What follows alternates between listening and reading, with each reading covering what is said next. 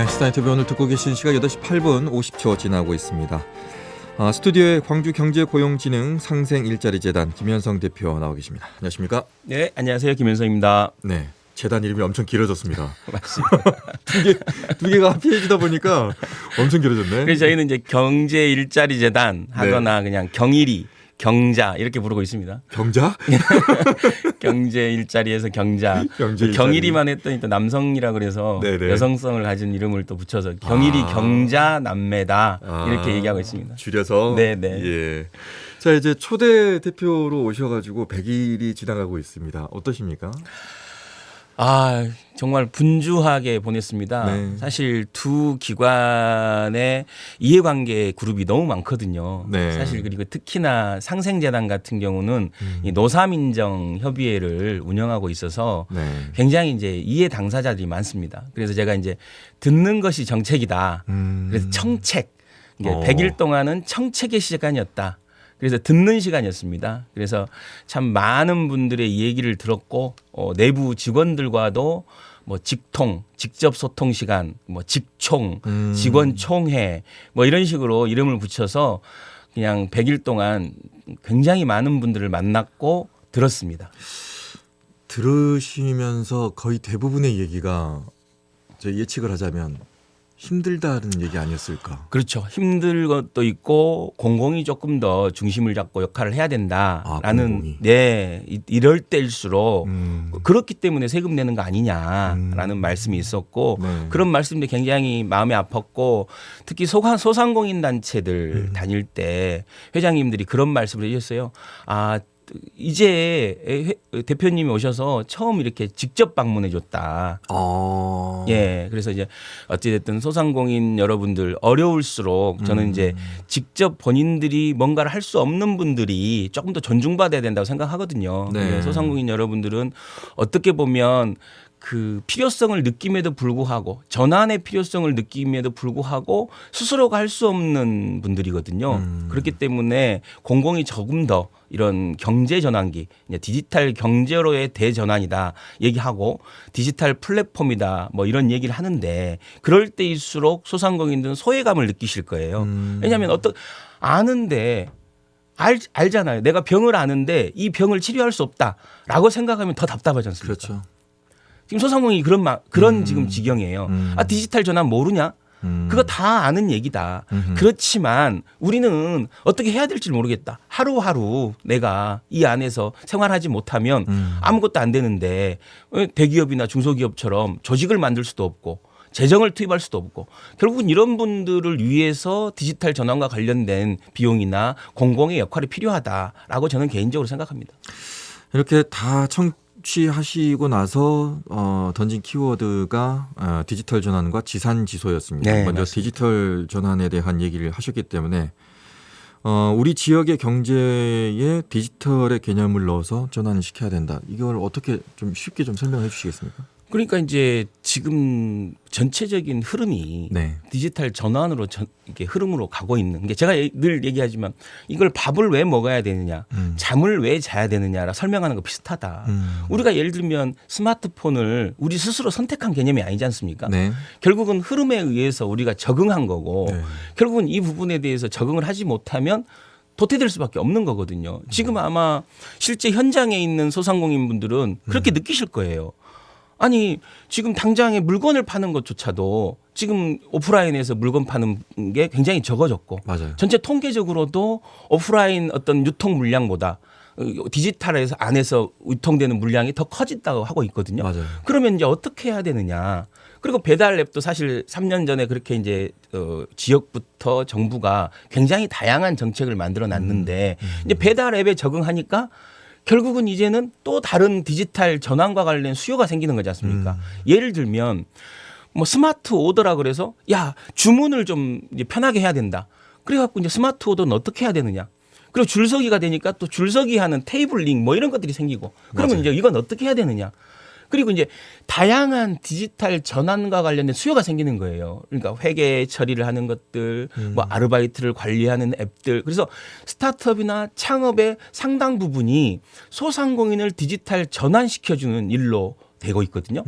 그렇기 때문에 이것과 어떻게 소상공인을 만나게 하느냐라는 것이 굉장히 좀 중요하다고 생각합니다. 그래서 내년에 사업 중에 하나가 네.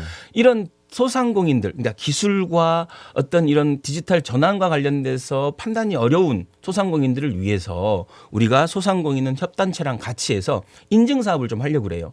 예를 들면 어떤 디지털 전환과 관련된 서비스나 어떤 디지털 전환과 관련된 기업의 이런 것이 우리한테 도움이 되고 그리고 그 중간에서 우리가 협상력을 좀 만들 수도 있겠죠. 왜냐하면 소상공인 한 사람이 네이버를 상대하고 소상공인 한 사람이 구글을 상대하고 이러기가 쉽지 않아요. 쉽지 않아요. 너무 어려운 일이에요. 맞아요. 그래서 저는 사실 지역에 최초로 한번 소상공인이 한 1,000명이든 10,000명이든 디지털 전환된 소상공인이 모여서 집단적으로 예를 들면 구글이나 아니면 쿠팡이나 이런 데 일종의 얘기를 한번 해보자. 지금 너무 이거 횡포 아니냐라고 할 수 있다는 거죠. 그래서 그런 협상력을 우리가 협회랑 같이 만들 수도 있겠다. 그래서 저는 그 디지털 상공인들을 조금 오프라인 상공인과는 조금 더 별도로 대하고 그 디지털 상공인이 고민하고 있는 의제가 따로 있다라고 저는 보고 있거든요. 그래서 그 의제에 대해서도 우리가 얘기를 좀 해줘야 된다. 왜냐하면 오프라인 상공인은 소상공인 연합회나 외식업 중앙회나 뭐 상공인 연합 회장님이나 이런 분들이 잘하고 계세요. 제가 봤을 때는 이 오프라인에 대한 문제나 이런 부분에 대해서 대변을 잘하고 계신데 많이 모이세요, 그분들은. 결국은 디지털에 입점된 사람들 그리고 디지털 전환과 관련된 서비스를 이용하는 소상공인들 네. 이런 분들은 협상력이 약해요. 지금 그렇네. 함께 목소리를 못 내고 있어요. 그래서 이 부분들에 대해서 저희가 내년에 이제 그 디지털 상공인 포럼 형식의 포럼을 만들고 네. 그 포럼을 통해서 이 디지털 경제 안에서의 소상공인이 겪고 있는 어젠다를 리딩해야겠다. 이 담론을 이끌어가겠다라는 게 이제 제가 생각하고 있는 사업 중에 하나입니다. 재단이 그러면 그 역할을 중간에서 해주겠다는 얘기인가요? 아니면 그러니까 새로운 단체가 만들어지는 건가요? 아니죠. 재단이 그 지금 소상공인 연합회 왜냐하면 소상공인 연합회 안에도 오프라인 가게를 가지고 있는 분도 있고 디지털 전환한 분도 계세요. 그리고 외식업 연합회 이 외식업회 안에도 그런 분들이 계세요. 네네. 그래서 이 단체의 디지털 경제와 관련된 협상력을 우리가 좀 도와주겠다라는 거고 저는 디지털 플랫폼 안에서 공정화법 지금 이제 정부 차원에서 문재인 정부 때 논의되다가 윤석열 정부 때는 자율 규제로 전환됐잖아요. 네. 그냥 니들 알아서 해라 이런. 근데 알아서 해라는 것은 강자편을 드는 겁니다. 그렇지 않습니까? 그렇죠. 플랫폼하고 어떻게 소상공인과 기업들이 알아서 할 수 있겠습니까? 방법을 몰라요. 방법을 모르죠. 그래서 최소한의 오프사이드 룰은 필요하다. 이 경기에 정말 공정함을 위해서 최소한의 룰은 필요하다. 그렇다면 정부가 선은 넘지 말라. 그렇죠.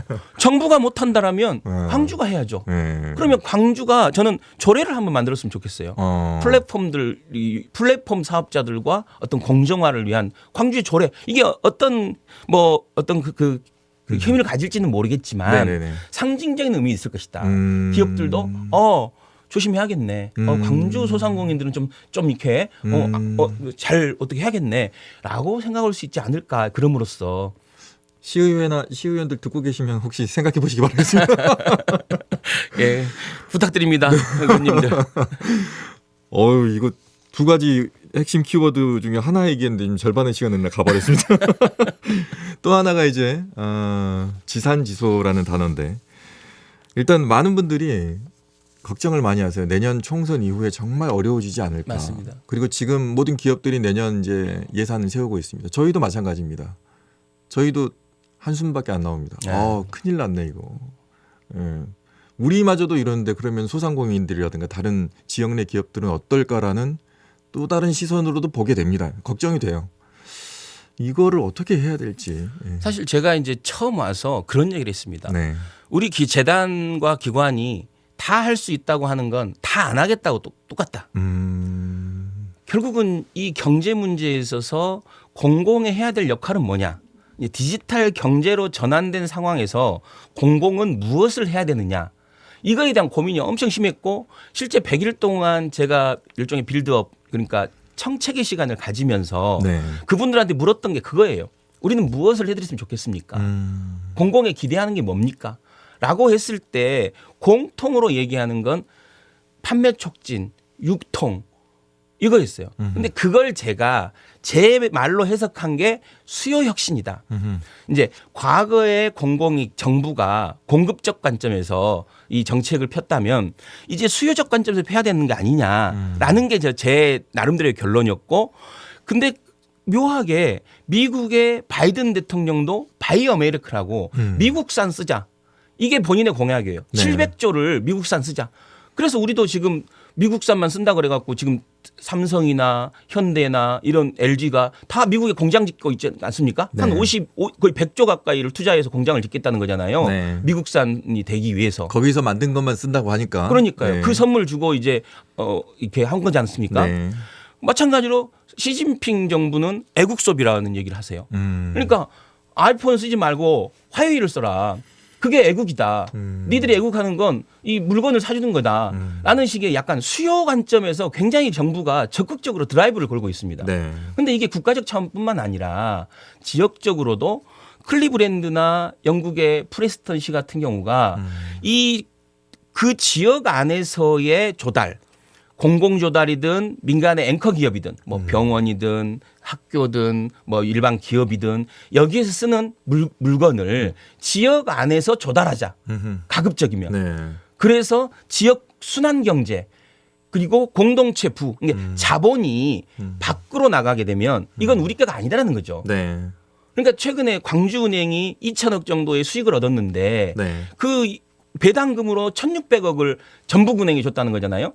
지배구조 때문에 그런 거죠. 그런 거죠. 배당금으로. 예. 그리고 300억 정도를 광주에 썼다는 거잖아요. 네. 이것만 봐도 결국은 자본을 누가 가지고 있느냐, 자본의 주인이 누구냐, 이게 굉장히 중요한 건데 이 부분에 대해서 조금 더 우리가 고민해야 된다. 그래서 저는 지산지소라고 얘기하는 게 이제 과거에 지역 소멸을 얘기했던 분들이 이 지역 소멸의 대안으로 마을 기업, 커뮤니티 비즈니스 이걸 얘기했어요. 네. 그러면서 했던 슬로건이 지산지소입니다. 지역에서 생산된 제품을 지역에서 소비하자라고 하는 건데 이것을 디지털 경제 시대로 조금 더 성장시키고 조금 더 의미를 좀 확장시켰습니다. 그 의미가 뭐냐면 지역에서 생산된 제품을 지역에서 소비하자. 이건 그대로 가는 건데 네. 지역에서 생산된 제품을 지능적으로 소비하자. 지능적으로. 디지털로 소비하자. 지역에서 생산된 제품을 지구적으로 소비하자.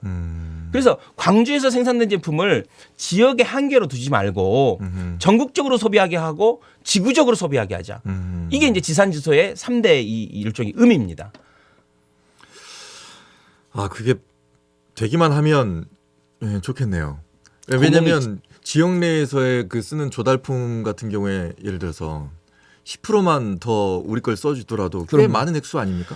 그러니까 지금 조달청 사이트에 보면 작년 광주시의 조달 물량의 총액이 얼마신지 혹시 아니요, 모르겠어요. 2조 7천억입니다. 2조 7천억. 네. 근데 그 중에 광주의 산업과 연결시켜서 쓴 돈이 45%가 나와요. 그리고 1등이 전라북도 네. 64%, 그다음에 강원도 61% 이렇게 이제 통계가 나오는 거거든요. 그러면 이제 한 10% 정도의 15% 갭이 있지 않습니까? 네. 그러면 단순 통계적으로 보면 우리가 내년에 야, 우리 조달 광주 지역의 제품으로 좀 집중적으로 한번 해보자. 목표를 잡고 10%만 올려보자. 10%만 올리면 분모가 2조 7천억이 얼마입니까? 2천억이 넘어가. 2,700억 정도 되지 않습니까? 네, 2천억이 넘어가. 그리고 광주 급식량 전체 광주의 급식량이 1,600억 정도 된답니다. 네. 그러면 이 급식에서 광주 지역 산업과 연결된 게 얼마나 되느냐? 광주의 병원, 광주의 학교, 광주의 그 중소기업이나 광주의 기업들, 이 기업들이 일종의 MRO를 할 것이고 이 기업들이 소모품을 쓸 텐데 과연 광주 지역의 소모품을 쓴 게 어느 정도 되느냐? 그러니까 얼마 전에 제가 화장품협회 회장님을 만났는데 그분이 이런 얘기를 하더라고요. 광주의 대학병원이 가장 많은데 광주의 대학병원 안에 덴탈 마스크가 광주산이 아니다. 뭐 이런 얘기를 하는 거예요. 그러니까 그건 일부의 얘기긴 하지만 네. 저는 이런 부분부터 적극적으로 우리가 지산지소를 실천하면 네. 광주의 경제 자체가 왜냐하면 저는 이게 공급의 관점의 문제가 아니라 수요적 문제라고 생각하거든요. 그래서 지역화폐 같은 수요 혁신 사례가 예를 들면 예산에서 없어지는 것이 너무 안타깝습니다. 치명적인. 오히려 윤석열 정부가 더 그 규모를 늘리든가 아니면 윤석열 방법으로 늘려서 지역화폐 시즌2를 만들어서 왜냐하면 이것만큼 수요 혁신 사례가 없습니다. 1조를 써서 10조 이상의 수요를 만들어내는 건데. 근데 지역에 있는 제품을 쓰자는 건 이해가 가는데 가격 경쟁력이 떨어지면 어떡합니까? 저는 이제 그 부분은 만약에 필수적으로 한다면 공공이 네. 그 갭을 일종의 일정 부분 보전해 줄 수도 있다라고 저는 개인적으로 봐요. 거기에서 공공의 역할이 필요하다. 그렇죠. 그런 공공의 역할이 필요하고 또한 내년에 제가 만들고 싶은 게 예를 들면 A라는 제품이 있단 말입니다. 꼭 네. 필요한 제품인데 네. 뭐 대기업 제품이든 뭐 이런 제품만 있는 거예요. 지역에 어떤 제품이 있는지 모르는 거예요. 그러면 그 표를 그런 책자를 하나 만들어 드릴 거예요. 예를 들면 내가 A라는 제품이 사고 싶다. 그러면 지역의 제품은 어떤 제품이 있는지 우리가 추천해주고 그래서 그 책자를 하나 만들어서 공공의 구매 담당자들, 기업의 구매 담당자들, 학교의 구매 담당자들, 병원의 구매 담당자들 이런 분들한테 보내드리는 거예요. 그것도 디지털로 만드시죠? 그렇죠. PDF로 만드는 거죠. 정확합니다. 네. 그래야 한 번에 확 찾아볼 수 있을 것 맞습니다. 같고. 그리고 기억나세요? 네. 옛날에 그 일본산 제품 사지 말자 그랬을 때 이런 게 있었어요. 예를 맞아요. 들면 뭐 일본산 유니클로 대신에 죄송합니다. 예. 유니클로 담당자 여러분들 죄송합니다. 또 얘기하셨어요. 감안해서 들어주세요. 예. 예, 그 제품 대신에 네. 국내산 뭐가 있냐? 네. 이게 앱이 있었다니까요. 쳐보면 그게 있었어요. 맞아요. 대체품 있었어요. 저는 그렇게 해서 대체품을 소개하는 그걸 하나 만들어드리고 싶어요. 구매 담당자들한테. 광주형. 그렇죠. 광주형으로 하나 만든다. 예.